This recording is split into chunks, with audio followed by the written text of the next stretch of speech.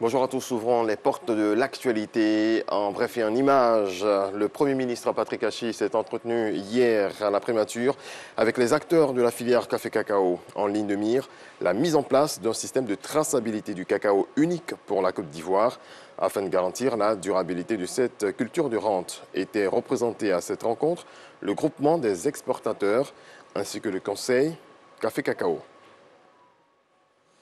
Bientôt, un foyer d'accueil pour les femmes victimes de violences en Côte d'Ivoire. C'est le projet de la Fondation Children of Africa de la Première Dame de Côte d'Ivoire, Dominique Ouattara. Cette organisation espère recueillir des fonds lors de son dîner gala annuel qui aura lieu cette année, le 11 mars prochain. Les fonds serviront également à la reconstruction de la case des enfants. Des stars de la musique, du cinéma, de la mode et du sport sont annoncés. Mahama Traoré.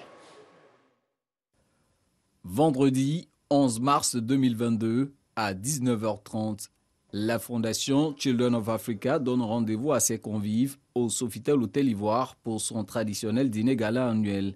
Reporté 2 années consécutives pour cause de crise sanitaire, cette 8e édition s'intitule Africa is the Future, un hommage que veut rendre la Fondation de la Première Dame Dominique Ouattara aux enfants du continent.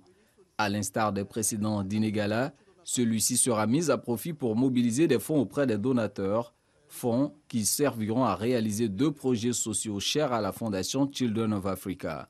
Madame Dominique Ouattara, présidente de la Fondation Children of Africa, a été sollicitée par la ministre de la Femme, de la Famille et de l'Enfant et certaines ONG qui luttent contre la violence basée sur le genre afin d'apporter son appui et son soutien pour la prise en charge des femmes victimes de violences. Aussi sensible à cette cause, elle a décidé à travers sa fondation de construire un centre pour les femmes victimes de violences. Concernant la case des enfants, ce foyer existe depuis plus de 20 ans et nécessite d'être remis à neuf. Nous envisageons donc de le reconstruire et d'augmenter sa capacité d'au moins 100 enfants. Pour ces 2 ouvrages, le besoin de collecte de fonds s'élève à 4 milliards de francs CFA. Le centre d'accueil pour les femmes victimes de violences lui sera bâti à Adiaké pour une capacité d'accueil de 80 pensionnaires. Il sera construit par l'architecte ivoirien Adou Bénier. Le terrain a une superficie d'à peu près 16 300 mètres carrés. Il s'agit de recevoir des personnes qui sont adultes, donc qui prennent naturellement un peu plus de place et de surcroît qui ont besoin d'intimité. À l'actif des 7 précédentes éditions du dîner gala annuel de la Fondation Children of Africa, la réalisation de projets majeurs tels l'hôpital mère-enfant Dominique Ouattara de Bingerville, les centres d'accueil pour enfants de Soubré, Boaké, Ferké-Sédougou et un groupe scolaire d'excellence à Abobo. Ils sont nombreux à faire le constat et à parler de cherté de la vie. C'est pour répondre aux préoccupations des populations que le ministère du Commerce est sur le terrain. Son comité national de lutte contre la vie chère a rencontré des commerçants de gros à Adjamé pour s'imprégner de la situation. Michel Mambo. Adjamé, marché Gouro. Échange houleux entre clients et commerçants. La cause, la hausse des prix de certaines denrées alimentaires. Je suis venu faire le marché avec madame. Nous sommes venus faire aussi le marché à Adjamé pour voir un peu la différence des prix. Mais nous constatons amèrement que les choses ont augmenté. Je suis marché tablette. Je demande le prix, on me dit que c'est 1800. J'ai acheté ça à 1300. Il y a 500 dessus. Et je demande pourquoi, on me dit que ça a augmenté là-bas. Pointés du doigt, les commerçants se défendent. On prenait les cartons de cubes à 29 000 jusqu'à la semaine passée. Mais aujourd'hui, le carton de cubes est devenu à 40 000. Maintenant, qui mangeait, on vendait 4 à 100 francs. Aujourd'hui, c'est venu à 300 francs, 1 à 50. L'huile aussi, on prenait avant 20 000, 22. Mais aujourd'hui, où on est, c'est 26 000. Carton de soso, là, c'était 27 000. Maintenant, on prend ça à 30 000. Je vends un à 1500, un à 2000, 2500. Quand ça augmente, nous aussi, on met pour nous dedans.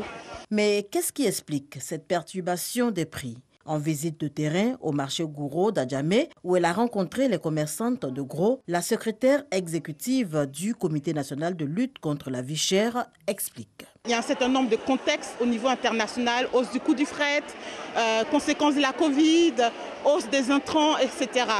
Nous en sommes conscients. mais il s'agit d'être aussi responsable et de faire en sorte que les populations puissent continuer à s'approvisionner en produits de grande consommation à un prix abordable. Bonne nouvelle toutefois pour les consommateurs, il ne s'agit pas d'une flambée générale des prix. À preuve, les prix du riz et du sucre demeurent stables. Mieux, l'oignon et la tomate connaissent une baisse considérable. Le kilo c'est 800, c'est un nouveau poids à 800. Avant c'était 1000 francs, 900, maintenant ça a diminué à 800. Oignon belé, c'était 12 500. Sac là 25 kilos, c'est ça qui était 12 500. Aujourd'hui, c'est devenu 10 000. Oignon blanc là, c'était 8 500. Aujourd'hui, c'est devenu 7 500.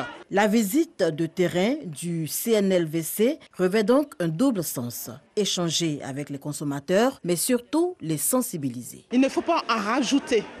Il ne faut pas augmenter de manière indue les prix. Parce que le gouvernement veille. Le ministre du Commerce et de l'Industrie, M. Souleymane Dirassouba, déploie ses équipes qui sont sur l'ensemble du territoire.